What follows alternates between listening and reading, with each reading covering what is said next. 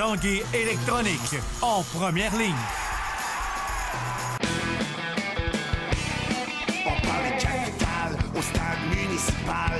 Pour les fans du junior, on parle des remparts. On manque pas une victoire du rouge et or. À l'esprit sportif, on aime le sport. Bon lundi à tous, ici Carl Larouche. Bienvenue à l'Esprit sportif. Le fondeur québécois Alex Harvey est de retour à la maison. Après une saison au-delà de ses attentes, l'athlète de 26 ans revient à Québec avec 4 médailles dans ses valises, dont 2 remportées lors des championnats du monde qui avaient lieu à Falun en Suède. Malheureusement, il se retrouvera dans un lit, Alex Harvey, puisque vendredi, il subira la première de 2 interventions qui viendront régler des problèmes de circulation sanguine aux jambes. Stéphane Turcot a rencontré celui qui a terminé au 9e rang du classement général de la Coupe du monde de ski de fond.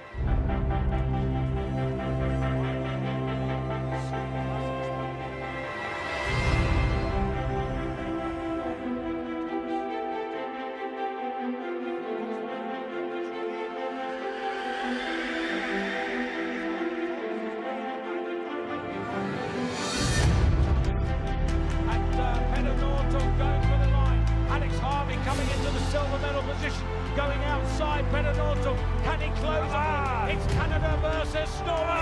Norway get there. It's double gold for Norway.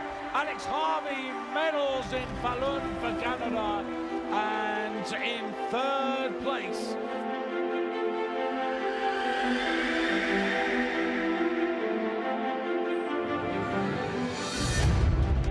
Dès son arrivée, Alex Harvey s'est dirigé vers sa copine avec ses 2 médailles du championnat mondial dans son sac à dos. Du jamais vu dans l'histoire pour un fondeur canadien. Et la plus grande satisfaction en carrière pour Alex Harvey. Ah, c'est certain. Les courses, le 30 km, par exemple, où j'ai terminé 3e, c'est vraiment la course qui me donne le plus de satisfaction dans toute ma carrière. Tu sais, ça a été finir avec un podium, c'était super, mais la façon que ça s'est déroulé pendant la course. Back at the races, his first time out here. And Alex Harvey with his 2 medals, another of the inspired athletes here. J'ai joué en avant beaucoup, j'ai poussé assez fort le rythme. J'ai fait craquer des super bons skieurs, dont Norta, qui est reparti de ce championnat avec 4 médailles d'or. Puis à la fin, il a vraiment fallu que je m'accroche pour rester avec les 3-4 premiers, puis finalement passer sur le dernier 100 mètres. Donc c'est vraiment une super course, cette course-là.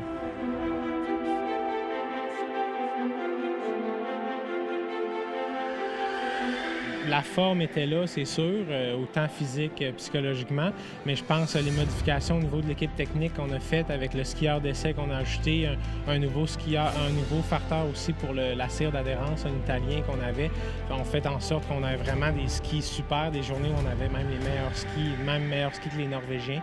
Donc ça aussi, c'est peut-être ça qui a fait la petite différence, là. Et déjà, il a en tête la prochaine saison. Alors que dans un an, Alex Harvey participera au Tour du Canada avec notamment 4 étapes au Québec, dont 2 à Québec même.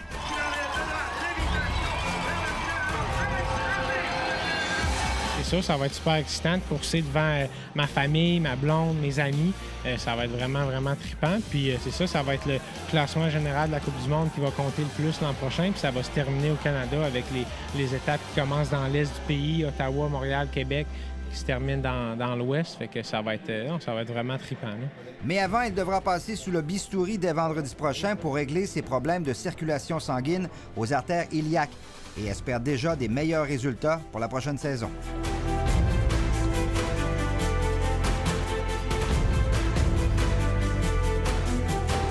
Déjà l'an prochain, ça va commencer à apparaître. L'entraînement va être mieux.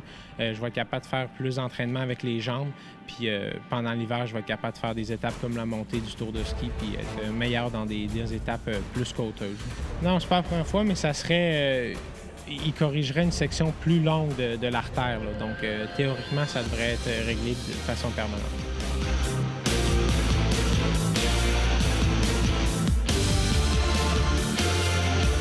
Le mois d'avril, je prenais beaucoup de repos, mais je restais un peu actif. Là, je ne pourrais pas rester actif pendant le mois d'avril, mais à partir de mai, je vais être capable de reprendre l'entraînement. stade où je suis rendu, les étapes, les marches sont pas grosses. C'est des pourcentages, des demi-pourcentages d'amélioration qui est possible à aller chercher, mais je pense que c'est possible d'aller en chercher encore une coupe. Puis, tu sais, c'est avec les années d'entraînement, je suis capable d'absorber de mieux en mieux l'entraînement, d'en faire de plus en plus.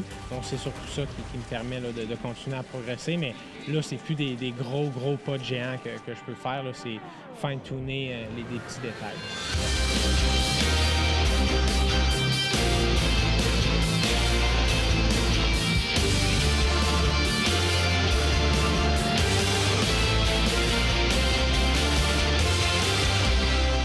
9e au classement général cette saison, Alex Harvey fait partie de l'élite mondiale. Et dans les pays scandinaves, berceau du ski de fond, il ne passe plus inaperçu. Mais je me fais reconnaître, là, tu sais, quand on va prendre une bière hier, là, j'ai pas sorti mon porte-monnaie, là, non. mais ça a des avantages, mais c'est pas, mais comme, il y en a d'autres comme Nortog, par exemple, lui, le monde, ils sont accrochés après lui, là, tu sais, moi, je peux me promener, puis je me fais pas harceler. Et souhaite sans doute obtenir le même traitement chez lui en mars 2016 pour le Tour du Canada. Stéphane Turcot, TVA Sport, à Québec. Après la pause, bagarre dans les gradins au hockey. On revient dans 3 minutes 30.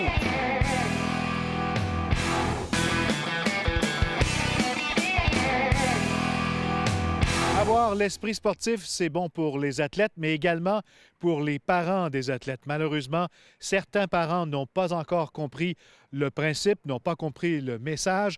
Samedi soir, lors d'un match de hockey midget espoir, la bagarre a éclaté, non pas sur la glace, mais dans les gradins. Voici le reportage de José Lagagnière. Insultes, bousculades, coups de poing, la scène était peu reluisante à voir samedi soir au centre sportif de Sainte-Foy. À l'issue d'un match nul entre les formations du séminaire Saint-François de Saint-Augustin et du collège Charlemagne de la région de Montréal, les parents des deux équipes en sont venus au coup.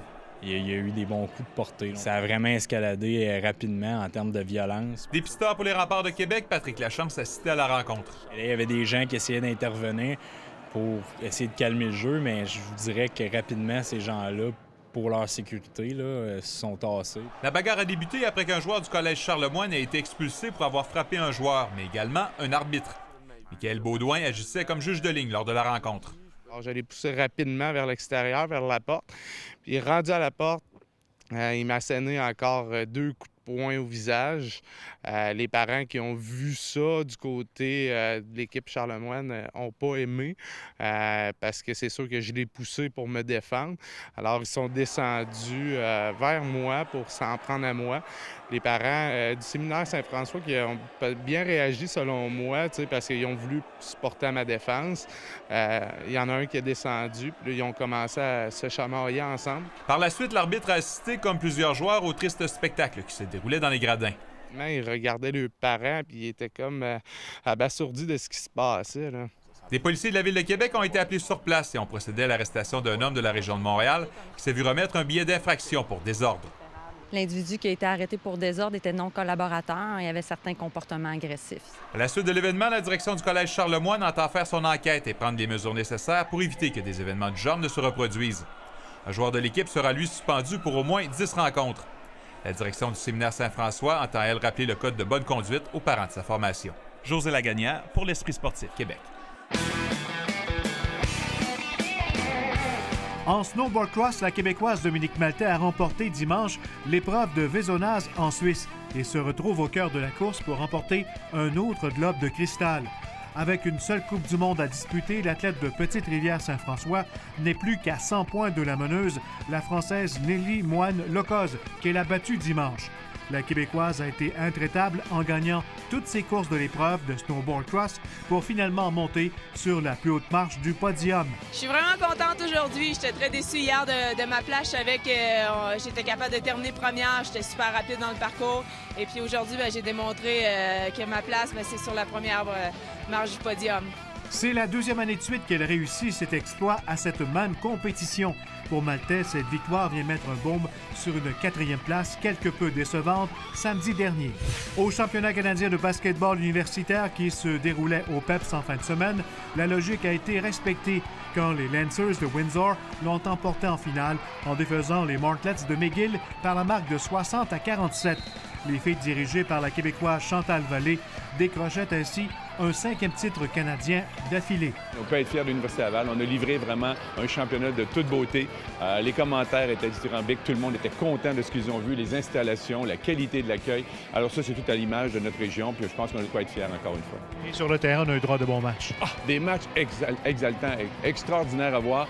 Windsor qui était les favoris, qui remporte une victoire historique, une 5e d'affilée, mais devant une équipe McGill, hein, qui quand même est une belle surprise. Et ça, c'est une belle nouvelle pour le basketball au Québec et pour la Conférence du Québec, parce qu'on a prouvé qu'encore une fois, nos équipes sont prêtes à challenger avec n'importe qui au Canada et de faire un si beau match en finale. C'est une extraordinaire nouvelle.